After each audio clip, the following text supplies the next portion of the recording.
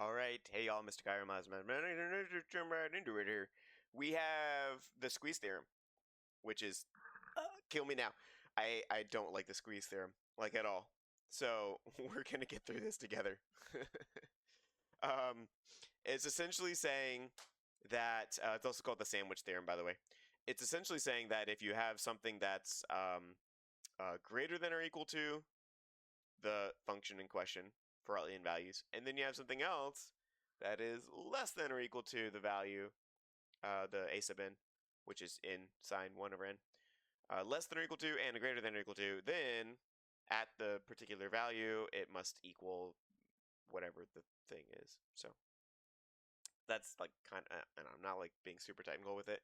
If you want to be super technical, you can look it up on Wikipedia. I'm sure they have a page for it. But basically, we want something that's above something that's below. Let's go ahead and look at what this function actually looks like. So if we graph this for n is equal to 1, and I'm just going to use Desmos is what I'm going to do. And it's a sequence, right? So it's going to start at 1 and then go to 2 and then go to 3. And we're doing radians. If they don't say what mode we're in radian mode. You default to radian mode. F of x is x sine 1 over x. So I'm putting this in Desmos. And we want to know what f of 1 is. We'll start off with 1. What's f of 1? It's 0.84. So let's go like maybe every 4 spaces is like 1. So that's 1. 1, 2, 3, 4. So that's negative 1. Okie dokie. So f of 1, 1, 2, and these are radians, right? So 1 radian is approximately 60 degrees because pi thirds is about 1. So on and so on. So 4, 5, 6, 7, 8, 9, 10 is a nice number. Okay. And it's going to go to infinity. This way. And this way. Okay. So f of 1 is about 0.84. So that's about 0.5. That's about, well, let's go back. 0.75 is about right there. So it's like right here somewhere. All right. What about f of 2? 0.96. Oh ho ho. 0.96. That's pretty close to 1. What about, oh, 0.98. So when I saw sine, I was thinking like, oh, it's going to oscillate between 1 and negative 1. But then I forgot it's like, oh, this is not sine. This is like a weird version of sine. I think it kind of does a little bit of a wave around 0. But 0 actually would be undefined. So there's that. Let's see. Yeah, whoa. Like if you zoom in on 0, 0, it turns into a wave that's like a decreasing wave towards 0. This is really trippy. I'm going to show you guys this because this is super trippy. Check this out. Pull this over here.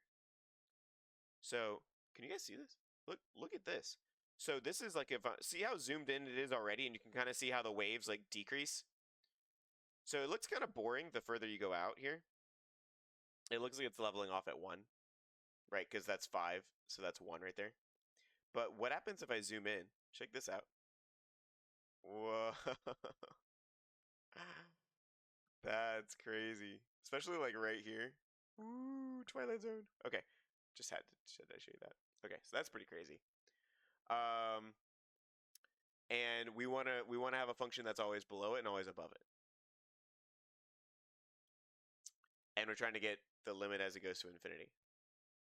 So it's basically like it's decreasing, and then it kind of like, so the function kind of looks like this, and then just that crazy stuff right there. So it has that wavy thing going on. And so it's leveling off at 1. So there we go. Now, if you were not able to use the graphing calculator, hopefully you're still able to use a scientific and you could just type in values, right? All I did was type in values. So, right, like f of 3 is 0.98, f of 4 0.99. Yeah, we're getting really close to 1 right off the bat. 0.99 for f of 5. Basically, by the time we get to f of 6, if we're rounding to 3 decimal places, we are still at 1. 0.99537679616. So it's basically 1 by the time we get to f of 6. It is going strongly towards 1. So we just need something that's always above it, and that's actually probably going to be the easy part. Something above it, but we need it to squeeze. That's why they call it the squeeze theorem or sandwich theorem. We've got to get something with the same answer as what we're looking for. So step 1 is like figure out what the answer actually is, or what it looks like it is. It looks like the answer is going to be 1. So this is why I don't like squeeze theorem. Is the best way to do squeeze theorem is to already know what the answer is before you prove it using squeeze theorem, which I think is really, really dumb. But it is what it is. So the answer is going to be 1. We're looking for something with a limit of 1 as it goes to infinity, but we need it to come down to 1. So something that would do that, let's use a rational function. We can use a rational function for both, actually. Let's see. So f of x, and every color is going to be a different f of x. So I'll call the green one f of x, I'll call the blue one f of x, I'll call the yellow one f of x, but they're all different f of x's because they're different colors. So this one would be, let's see, a rational function with a horizontal asymptote at 1. So maybe like n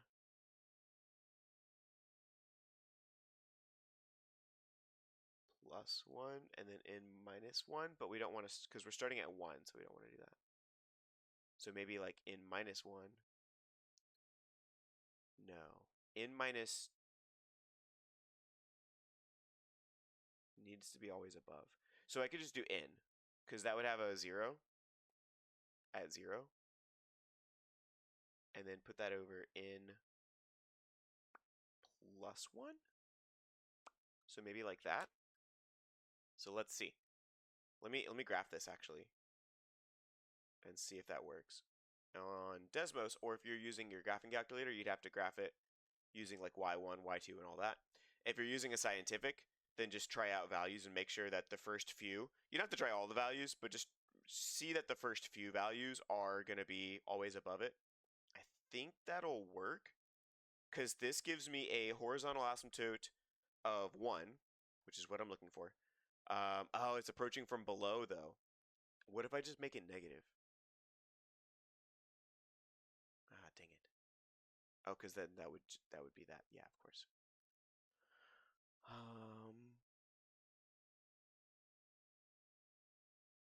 How do I fix this? Because then now I have, and this actually might work for my below, ironically enough, because I'm looking at this function, and so this blue f of x at 1, it's 0.5. So it's definitely below. And then at 2, it's like 0.6 repeating. At 3, it's 0.75. At 4, it's 0.8. It's going to 1, but it's going a lot slower. It's going a lot slower. So I think we're safe with this being our below function, actually. So this is our bottom of our sandwich. This is the bottom slice of bread. I'm gonna actually just call it that, because this whole thing is dumb. Bottom bread. All right, and the meat is the green function. So we got bread and we got meat. It's a very simple sandwich. Okay. Now we need a function that's going to be above. I thought the above one was going to be the easier one. How can we fix it so that it goes, it's going the other way? What if we do like squareds or something? X squared over x squared plus 1. Ah, it's still from below. Plus 2. Plus 3, plus 4. Okay, it's being annoying. All right, what about like minus 1? There we go. Now it's coming from above. But it also has a, now it has a, well, what if I just did this then? What if we just do two factors? We have an x, so I have x squared in the numerator, and then in the denominator, let's do x plus 1 and x plus 2. Ah, dang it. Okay. What about minus 0.5? Okay. So now it's coming up from above, but then it dips underneath and then comes back up. Ah, dang it.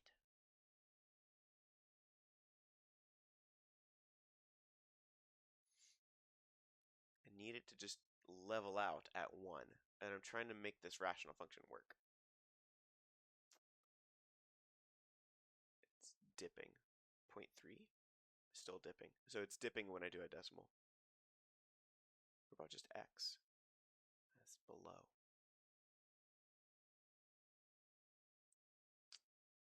Alright, so I'm trying to figure this out here. I'm actually gonna move this over so you guys can see what I'm doing. Check this out. Alright, so I'm trying to play with this function, make it work here. So if I do x, if I did this, right? See how that's like that? Now if I do plus 1, that's literally just x plus 1 over x plus 1. However, what if I square this? And then I give this another denominator. So now it's going to dip. It's going to dip again. I don't want it to do that though. So I want it to come up from from above, minus 0.5. Do we have a winner? No, it's dipping still. It dips. Ah, dang it. All right, what if we try something else besides a rational? Because whatever reason, rational functions are not working for me right now as far as getting something that goes up from above. Another function that has a horizontal asymptote as we go to infinity is an exponential function. So like if it's exponential decay. So something like 1/2 or just 2 to the negative, but I'm going to do 1/2 to the x. So now that's going to be leveling off at 0, but if I plus 1 to this, haha, there we go. Okay, that works. Because exponential decay comes from above and then levels off down below, and it always does that. With rational functions, it seemed like that was just too nitpicky. And it doesn't matter how fast it goes to 1, because the other function is increasing to 1, so it doesn't matter how quickly it's leveling off at 1. But it would be, because that's how exponential functions work. So if I plus 1, I'm just moving the horizontal asymptote up 1 space. It's a one-sided horizontal asymptote, but we're going to positive infinity anyways, so it doesn't matter. So we can use this one. Ooh, excuse me, got the hiccups. We can use this one actually. That'll work. So that'll be our yellow f of x. There we go, finally. So 1/2 x plus 1. Okay. So we could do that. And then essentially what we would say is so this is the top bread. The top bread. It's like a weird compliment you would give somebody. Oh, that was some really top bread work right there you did there. So how do we say this? How do we So basically what we would say is we would show you would need to show that f of x, the blue f of x, is always greater than the green one. Right, so this is f of x. Obviously you can't actually call it f of x. You would say it's a sub n, but I'm just using f of x, so bear with me here. Being a little loose with my terminology. So the f of x, we're trying to see like what the limit as it goes to infinity is going to be. And it's not super obvious because there isn't a conventional way to do it. You could actually write it as sine of 1 over n over 1 over n, and then do a sub, and kind of do it that way actually. But I mean, I would literally do anything other than use squeeze theorem. Trust me. But this, we would just say that the limit is 1 because of the rules of rational functions. So the limit as x goes to infinity, or n, right? I'm using n and x interchangeably here, so just bear with me. Limit as x goes to infinity of f of x would be 1 because of the way that, rational functions work. And then for this one, the limit as x goes to infinity of f of x is also 1 because of the way that exponential decay works. So just, using standard conventions of how those functions work. Then we would also have to show that we'll call these different n's. So we'll say this is a b sub n. Will be slightly more formal. So b sub n, c sub n, and then this is a sub n. Okay, so then what we would say is something along the lines of, well, b sub n is less than or equal to, right? Because that's the bottom. Kind of chose the right letter for that, b for bottom. So b sub n is always below a sub n, which is always below c sub n. And we don't have to put the equal to part, but I think that's typically how you write squeeze theorem, because if you're trying to squeeze to a particular number, well, even then, it wouldn't actually ever equal it. But I think that's typically how you write squeeze theorem, is that it's a less than or equal to. So the lesser has to be less than or equal to the middle, which has to be less than or equal to the greater. So we would basically just say that this is true for all n, true for all n, in that are integers, obviously, right? So integers, and not even just integers, but natural numbers. So that's the symbol for natural numbers. I'm just trying to see, like, how fancy does your professor need this to be, right? Like, if they're not this picky, then just ignore me. But it would be true for all n, such that n is a natural number. And so you would need to show that. If you need to show the work for that, I probably won't put that in this video, but let me know in the comments if that's something you want to see me do in a follow-up video. Because you would essentially say, like, I can show you if you want me to show you, but just let me know. But you would just say that that's true for all n, and I think that's it at that point. So we would say, since the limit as x goes to infinity, let's be a little bit more formal now that we're finishing off this problem here. The limit as n goes to infinity of b sub n equals the limit as n goes to infinity of c sub n is equal to 1, and b sub n less than or equal to a sub n less than or equal to c sub n for all n. Therefore, the limit as n goes to infinity of a sub n equals 1 by the dumb theorem, the squeeze theorem. I didn't feel like writing that out. S for squeeze or S for sandwich. It depends on which one you like better, I guess. I like sandwiches better because I can eat that. How do you eat a squeeze? Not even a food. So anyways, hope that's been helpful. And yeah, go check out the 5 math mistakes everyone makes and how to avoid them. It's on our website, myersmathematics.com. And that is down in the description below. Catch you in the next video. Blessings, all.